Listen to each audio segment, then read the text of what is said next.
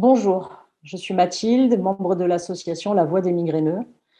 Et aujourd'hui, je voudrais vous parler du rôle des patients dans la déclaration des effets indésirables. Suite à un traitement de fond qui m'a été prescrit, j'ai connu des effets indésirables après une seule prise de ce médicament.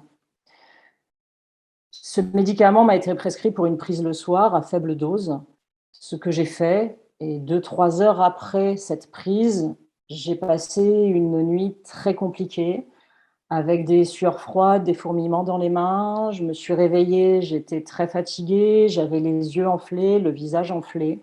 J'ai pas tout de suite compris ce qui s'était passé puisque ça ne m'était jamais arrivé avant. Je me suis demandé si ça avait été dangereux ou pas, si c'était dangereux sur ce moment. Ça ne l'a pas été, heureusement pour moi, mais je me suis quand même demandé à qui je pouvais en parler. Et suite au conseil de Sabine, la présidente de la Voix des migraineux, j'ai contacté le centre de pharmacovigilance de ma région, qui a pris en compte mon appel et qui a pris en compte ce qui s'était passé pour moi.